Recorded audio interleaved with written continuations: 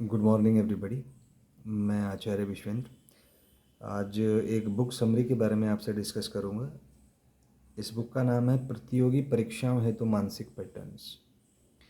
तो सबसे पहले अपने विषय में बता दूं, मैंने government engineering college Uttarakhand Pantnagar से बीटेक किया है और 2011 में मैं पास आउट हुआ था और तब से लगभग 12 वर्षों से मैं कोटा और दिल्ली के विभिन्न कोचिंग संस्थानों में भौतिक शिक्षक के रूप में कार्यरत रहा हूँ। मेरे वीडियो लेक्चर्स यूट्यूब पे अवेलेबल हैं। आप मेरा नाम सर्च कर सकते हैं आचार्य विश्वेंद्र और मेरे कार्य से लाभ उठा सकते हैं। इसके साथ साथ मैं एक लेखक भी हूँ। लगभग 120 पुस्तकें मेरी प्रकाशित हो चुकी हैं। ये फ्लिपकार्ट, अमेज़न और नोशन प्रेस पे अवेलेबल हैं। आप मेरा नाम सर्च कर सकते हैं आचार्य विश्वेंद्र और सारी पुस्तकें आप देख सकते हैं। तो ये जो पुस्तक है प्रतियोगी परीक्षाओं हेतु मानसिक पैटर्न, ये हमने एक कह सकते हो कि साइकोलॉजिकल ट्रेनिंग प्रोग्राम है ये। तो इसको जब आप पढ़ेंगे तो इसमें हमने मन, मस्तिष्क और कैसे ये दोनों मिलके एक सिस्टम की तरह काम करते हैं उसके बारे में हमने डिस्कस किया है। तो ये पुस्तक अवेलेबल है अमेज़न पे, नोशन प्रेस पे और फ्लिपकार्ट पे, तो आप इसको यूज़ कर सकते हैं। तो इसकी समरी में डिस्कस करूँगा। तो पहला जो पॉइंट है वो है इसकी प्रस्तावना, मतलब क्यों ये किताब मैंने लिखी और क्या इसका लिखने के पीछे इसका क्या उद्देश्य है। तो किसी भी प्रतियोगी परीक्षा की आप तैयारी करते हैं, कॉम्पिटिटिव एग्ज़ाम की तैयारी करते हैं, जैसे JEE NEET, CUET, NDA, UPSC, तो उसमें 3 चीज़ें होती हैं। सूचना मतलब इन्फॉर्मेशन, जो नोट्स आप बनाते हैं, जो क्वेश्चन आप सॉल्व करते हैं, वो केवल एक सूचना है, इन्फॉर्मेशन है। उसका सेकंड जो है डायमेंशन वो होता है प्रक्रिया, प्रोसेस। अब आप कोई क्वेश्चन सॉल्व कर रहे हैं तो क्वेश्चन सॉल्व करते समय एक प्रोसेस का को फॉलो करता है आपका माइंड ब्रेन सिस्टम। तो ये प्रक्रिया भी बहुत महत्वपूर्ण है। तीसरी चीज़ है ऊर्जा। आपने देखा होगा जैसे ही आप कोई किसी ने आपसे सवाल पूछा तो आपको अंदर से पहले नेगेटिव से वाइब्स आते हैं। आपको डर लगता है, जल्दी होती है, बेचैनी होती है, गुस्सा आता है। तो ये होता है ऊर्जा के कारण, जो 3 प्रकार की होती है, नेगेटिव, पॉजिटिव और ज़ीरो। और ज़्यादातर छात्र केवल सूचना तक ही सीमित रहते हैं। वो सोचते हैं कि बस आप नोट्स बना लीजिए, सवाल कर लीजिए, बस उतने से एग्ज़ाम में आप सेलेक्ट हो जाएंगे। तो ऐसा नहीं है। जब तक आप प्रक्रिया और ऊर्जा पे काम नहीं करेंगे तब तक आपकी तैयारी अधूरी है। यही कारण है कि ज़्यादातर छात्र परीक्षा में फ़ेल हो जाते हैं, क्योंकि वो प्रक्रिया और ऊर्जा पे काम नहीं करते।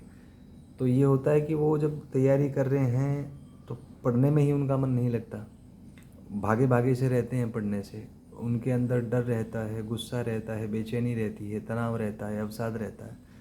वो बाहर से तो दिखेंगे तैयारी करते हुए, लेकिन मेंटली वो प्रिपेयर नहीं कर रहे हैं, क्योंकि वो इन दोनों चीज़ों पे काम नहीं करते। तो इसलिए हमने सोचा कि क्यों ना एक ऐसा प्रोग्राम डिज़ाइन किया जाए जिससे प्रक्रिया और ऊर्जा पे भी बच्चों को ट्रेनिंग दी जा सके, उनको एक साइकोलॉजिकल ट्रेनिंग दी जा सके, जिससे वो अच्छे तरीके से अपने एग्ज़ाम के लिए प्रिपेयर कर पाएँ। तो मैंने क्योंकि खुद जेईई क्वालिफाई किया है, तो मैं अपने अनुभव से कह सकता हूँ कि पढ़ने का रोल केवल 20% ही है। आप ये मान लीजिए 80% रोल है आपकी प्रक्रिया और आपकी ऊर्जा का। जो आपने पढ़ा है उसको कितनी बार आपने रिवाइज किया है, और जब आप उस पे बेस्ड क्वेश्चंस बनाते हैं तो पढ़े हुए में से कितने इन्फॉर्मेशन, कितने कॉन्सेप्ट, कितने फॉर्मूले आप रिटेन कर पाते हैं, आपको कितनी चीज़ें उसमें याद आ पाती हैं बहुत ही छोटे समय के अंतराल में। तो ये सब उसका गेम है। और इस चीज़ पे कोई बात नहीं करता, क्योंकि सभी कहते हैं कि आप सब्जेक्ट ही पढ़ते रहो। तो ऐसा भी नहीं है, बहुत ज़्यादा डिटेल में सब्जेक्ट पढ़ने की भी ज़रूरत नहीं है। आप प्रीवियस ईयर के जो क्वेश्चंस हैं उसकी एनालिसिस करें और उसमें देखें कि हर चैप्टर में 4 या 5 मेन कॉन्सेप्ट होते हैं, और वही आपको बार बार प्रैक्टिस करके उसमें एक्सपर्ट बनना पड़ता है। लेकिन जनरली बच्चे करते हैं कि वो 50 बुक्स ले लेंगे, एक भी बुक कंप्लीट हो नहीं पाएगी, हमेशा डरे डरे से रहेंगे। तो उनकी तैयारी एक स्ट्रेटेजी के तहत नहीं होती, वो रैंडम तरीके से तैयारी करते हैं और 2 या 3 महीने में तैयारी करना छोड़ देते हैं। क्योंकि जब वो सवाल करते हैं तो उन्हें कष्ट होता है, तकलीफ़ होती है, क्योंकि उनके अंदर वो पैटर्न डेवलप नहीं हुआ है। तो पैटर्न्स डेवलप करना ही मेन काम है। सब्जेक्ट भी ठीक है, लेकिन सब्जेक्ट का केवल 20% रोल है। 80% रोल जो है वो आपका है कि आपके अंदर वो माइंड ब्रेन सिस्टम आपका उस पैटर्न पे काम कर रहा है कि नहीं जो एग्ज़ाम के लिए ज़रूरी है। तो यही पैटर्न सिखाने का हमारा प्रयास है इस बुक के थ्रू, कि कैसे जब आप सवाल करते हैं तो सामान्यतः होता है कि बच्चा भयभीत हो जाता है, बेचैन हो जाता है, परेशान हो जाता है। वो ये नहीं जान पाता कि ये जो सवाल है ये इस चैप्टर का, इस टॉपिक का, इस सब टॉपिक का है और इसमें ये वाला फॉर्मूला या ये वाला कॉन्सेप्ट या ये वाले कैलकुलेशंस हमें यूज़ करने हैं। तो इसी में वो भयभीत हो जाता है, बेचैन हो जाता है, परेशान हो जाता है और अंत में वो तैयारी करना छोड़ देता है। तो इसी के लिए हमने बुक डिज़ाइन की है, जिससे आप ये जो छिपे हुए काम हैं, जो छिपे हुए हिडन डायमेंशंस हैं, जो माइंड पैटर्न्स हैं, वो आप डेवलप कर पाएँ, उसको सीख पाएँ और अपनी परीक्षा में सफल हो पाएँ। तो इस पुस्तक को हमने 7 अध्यायों में विभक्त किया है। इसमें 7 चैप्टर्स हैं। जैसे पहला तो है परिचय। तो परिचय इसमें ये है, जैसे मैंने आपसे डिस्कस किया, कि जो सफल छात्र हैं वो कुछ विशिष्ट मानसिक पैटर्न का प्रयोग करते हैं, मतलब मेंटली वो कुछ और कर रहे हैं। जैसे मान लो कि 300 बच्चों की क्लास है, तो उसमें जो सफल होने वाले छात्र हैं बाहर से तो वो भी क्लास में ही हैं, लेकिन अंदर से वो कुछ और पैटर्न का प्रयोग कर रहे हैं। और इसमें आपके मन मस्तिष्क तंत्र के बारे में भी डिस्कस किया गया है कि मस्तिष्क कैसा होता है, मस्तिष्क का कौन सा हिस्सा क्या काम करता है, याद करने वाला हिस्सा कौन सा होता है, एनालिसिस वाला हिस्सा कौन सा होता है, कैलकुलेशंस वाला कौन सा होता है, फीलिंग्स को कंट्रोल कौन सा हिस्सा करता है। तो इसके बारे में इसमें डिस्कस किया गया है, ताकि आप अपने माइंड ब्रेन सिस्टम को समझें पहले तो, और उससे प्रोडक्टिव काम लेना सीखें, क्योंकि ये आपको सीखना पड़ेगा, ये कोई दूसरा नहीं सिखा सकता है। सब्जेक्ट इसके बाद आता है। होता ये है कि जो सामान्य छात्र हैं उनका ध्यान स्थिर नहीं होता, वो कभी कुछ सोचेंगे, कभी कुछ सोचते हैं, कभी कुछ सोचते हैं। जबकि जो सफल छात्र हैं उन्होंने एक पैटर्न बना लिया है। तो जैसे ही टीचर क्लास में लिखना स्टार्ट करता है, उनका पूरा ध्यान होता है कि ये जो टीचर हमें लिखा रहा है ये हमें कैसे याद हो, एक स्टेप। लेकिन याद करते समय उनको लिंक करने में प्रॉब्लम आती है। तो वो जो मेंटल प्रोसेस है वो लिंक करने का, कि अब जो आप पढ़ रहे हैं उसको जो आपने पहले से पढ़ा है, जो आपको पहले से आता है, वो कैसे लिंक हो। तो वो लिंकिंग स्टार्ट कर देते हैं क्लास में बैठे बैठे ही।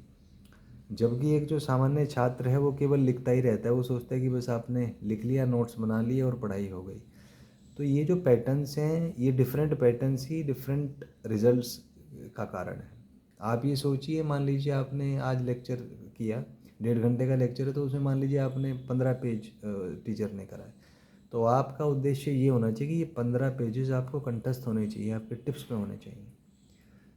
तो जो सफल छात्र हैं वो क्लास में ही इसको सीख लेते हैं, टीचर के लिखते लिखते ही उनको याद हो जाता है। टीचर के लिखते लिखते ही वो अपने डाउट्स पूछ लेते हैं और उसको 3-4 बार रिवाइज भी कर लेते हैं। जबकि जो एक सामान्य छात्र है वो सोचता है कि मैं घर पे जाके पढ़ूंगा आराम से, शांति से, और उसको दोबारा रिवाइज करूंगा। जबकि ये संभव नहीं है, क्योंकि जब आप क्लास में हैं, टीचर क्लास में पढ़ा रहा है, तो सीखना, याद करना आसान होता है। जब आप अकेले होते हैं तो मन जो है वो भटक जाता है और उसको फोकस करना थोड़ा सा मुश्किल होता है सामान्यतः। हाँ, अगर आप कोई एक्स्ट्रा ऑर्डिनरी बच्चे हैं तो बात अलग है, बट सामान्यतः किसी के साथ पढ़ना आसान होता है, क्योंकि आपको एक मोटिवेशन मिलता है पढ़ाई करने का। तो यही थोड़ी सी बातें हमने डिस्कस की हैं कि जो सफल छात्र हैं वो किस प्रकार से अलग पैटर्न का प्रयोग करते हैं। अगला जो चैप्टर है वो है सक्रिय सीखने की अवस्था, एक्टिव लर्निंग स्टेट जिसको कहा जाता है। तो ये होता है कि जब हम कुछ सीखना चाहते हैं तो उसके लिए हमारा जो ब्रेन वेव्स की फ्रीक्वेंसीज़ हैं, जो वाइब्स हैं हमारे, वो पॉजिटिव होने चाहिए और उनकी फ्रीक्वेंसी थोड़ी सी ज़्यादा होनी चाहिए। क्योंकि यदि हमारी फ्रीक्वेंसी कम है तो हमें आलस्य आएगा, नींद सी आएगी, किसी काम में मन नहीं लगेगा, तो हम कुछ सीख नहीं पाएंगे। तो ये है कि अपनी वाइब्स को कैसे, फ्रीक्वेंसी वाइब्स की बढ़ाई जाए। वाइब्स आप सब समझते ही होंगे, that how do you feel. तो ये जो चैप्टर है वो इसी विषय में है कि अपने वाइब्स की फ्रीक्वेंसीज़ को कैसे बढ़ाएं, जिससे हम एक्टिवली सीख पाएँ। तो एक्टिव सीखने का पहला स्टेप है कि आपका मन विचारों से फ्री होना चाहिए, कोई थॉट नहीं होना चाहिए आपके अंदर, और आप एकदम अंदर से शांत, रिलैक्स और कंफर्टेबल होने चाहिए। क्योंकि यदि आप किसी चीज़ को लेके अपसेट हैं, परेशान हैं, इमोशनली डिस्टर्ब्ड हैं, तो उस इंस्टेंट पे आप सीख नहीं पाएंगे। तो ये चैप्टर में इसी चीज़ को डिस्कस किया गया है कि एक्टिव लर्निंग स्टेट में कैसे हैं, कैसे खुद को इमोशनली न्यूट्रल करते हुए हम सीखने की अवस्था में आएँ, जिससे आप जो पढ़ रहे हैं वो आपको याद हो पाए अच्छे से। अगला जो चैप्टर है वो है सूचना प्रसंस्करण मॉडल। ये एटकिंसन तथा सिफ्रिन ने दिया था। तो इस मॉडल में बताया गया है कि ह्यूमन के ब्रेन माइंड सिस्टम में इंफॉर्मेशन कैसे प्रोसेस होती है। तो बेसिकली 3 मेमोरीज बताई गई हैं इसमें, टेम्परेरी, सेंसरी और परमानेंट मेमोरी। तो ये 3 लेयर्स हैं मेमोरी के। और अगर आपको कोई चीज़ याद रखनी है परमानेंट, तो वो इन्फॉर्मेशन या वो जो कॉन्सेप्ट या फार्मूला वो सेंसरी मेमोरी से परमानेंट मेमोरी में जाना बहुत ज़रूरी है। तभी आप उसको लंबे समय तक याद रख पाएंगे और अपनी परीक्षा में सफल हो पाएंगे। तो जो सफल छात्र हैं वो इस तरकीब को, इस टेक्निक को सीख लेते हैं कि जानकारी को सेंसरी मेमोरी से परमानेंट मेमोरी तक कैसे पहुंचाना है। इसी वजह से वो सफल होते हैं।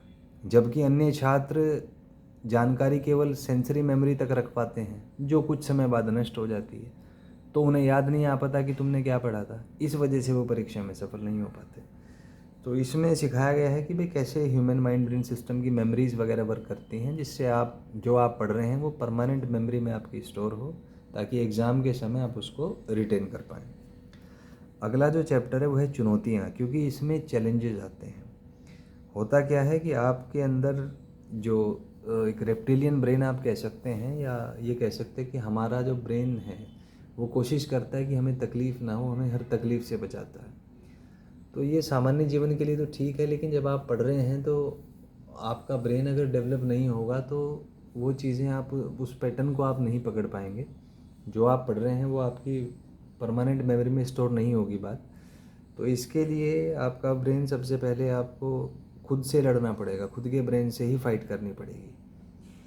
तो आपको नेगेटिव फीलिंग्स होंगी, इमोशनल भावनात्मक चुनौतियाँ आएंगी। आपको ऐसा लगेगा कि जैसे कोई चीज़ है आपके अंदर जो भगाना चाह रही है आपको, असली काम कुछ और है, लेकिन ऐसा लगेगा कि कुछ है आपको जो अंदर से कहीं और ले जाना चाह रहा है।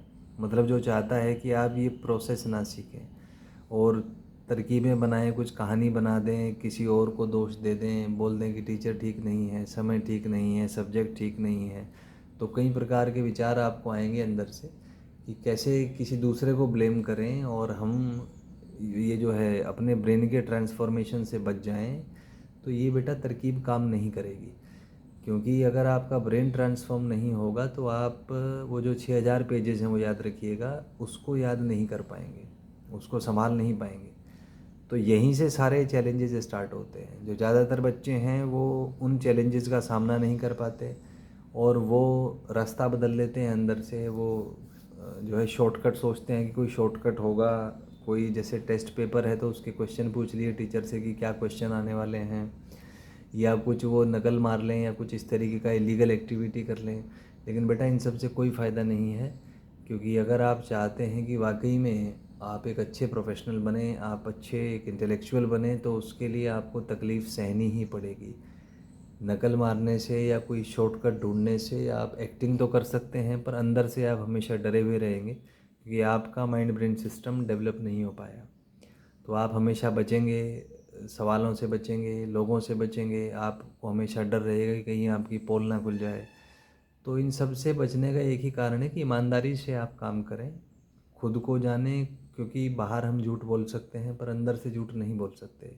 अंदर से हमें पता होता है कि हमें कितना सब्जेक्ट आता है, कितनी मेहनत हमने की है, लेकिन हम ईगो प्रॉब्लम की वजह से अंदर से कुछ और होते हैं और बाहर कुछ और दिखना चाहते हैं।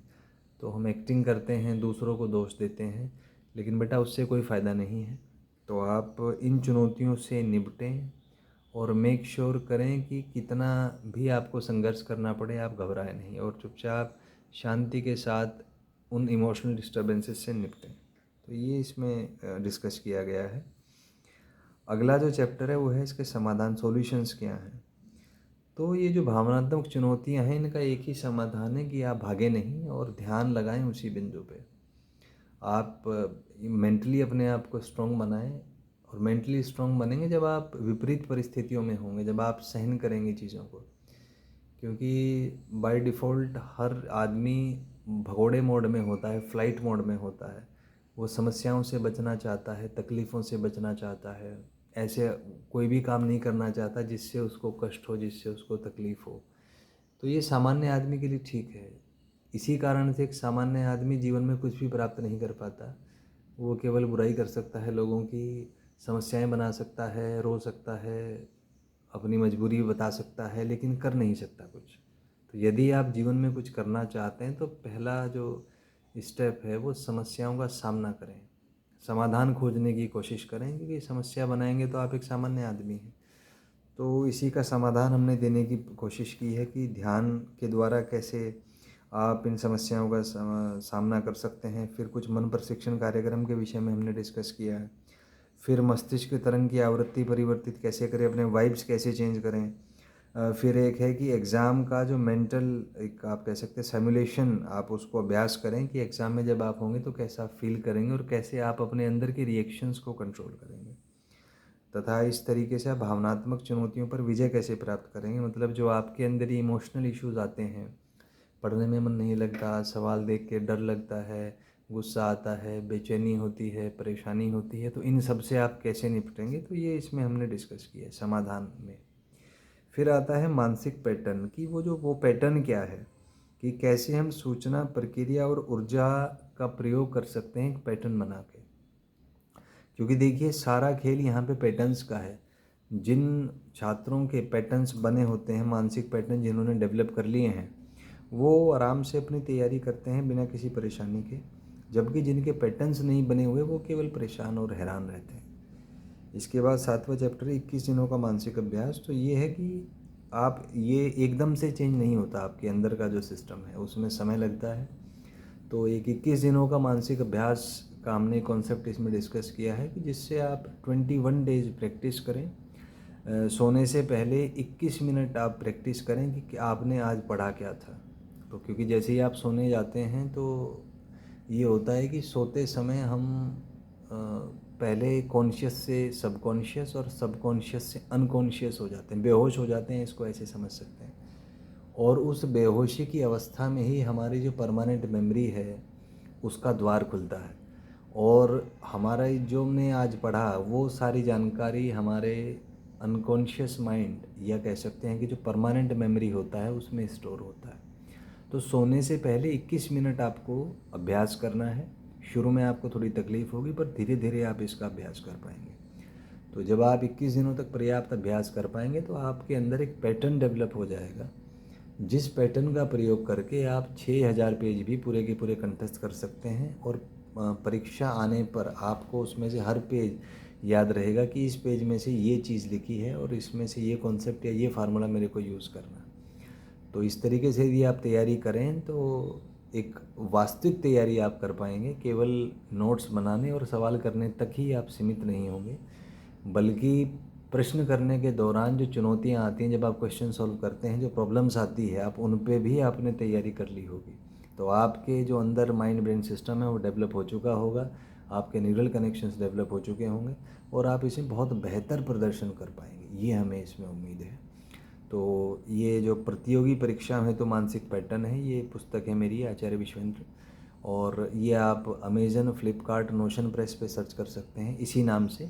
इंग्लिश में भी है, इंग्लिश में है mental patterns for competitive exams, या mind patterns for competitive exams के नाम से है। तो ये आप ये अवेलेबल है, तो आप इसको ले सकते हैं। और समरी मैंने आपको बताई दी। कुल मिला के ये है कि एक साइकोलॉजिकल ट्रेनिंग है कि कैसे हम एक पैटर्न बना के अपना काम करें, तभी हम परीक्षा में सफल हो पाते हैं। तो वो जो पैटर्न्स हैं वो पैटर्न्स इस पुस्तक में लिखे गए हैं पूरे। तो आई होप ये आपके लिए बहुत उपयोगी सिद्ध होगी और इससे आप अपने जीवन में सफल हो पाएंगे। आपको आपके एग्ज़ाम के लिए बहुत बहुत शुभकामनाएं। आप अपने जीवन में सफल रहें और जीवन के व्यक्तिगत, व्यावसायिक तथा आध्यात्मिक आयामों में उल्लेखनीय प्रगति करें, ये मेरी अभिलाषा है। बहुत बहुत धन्यवाद।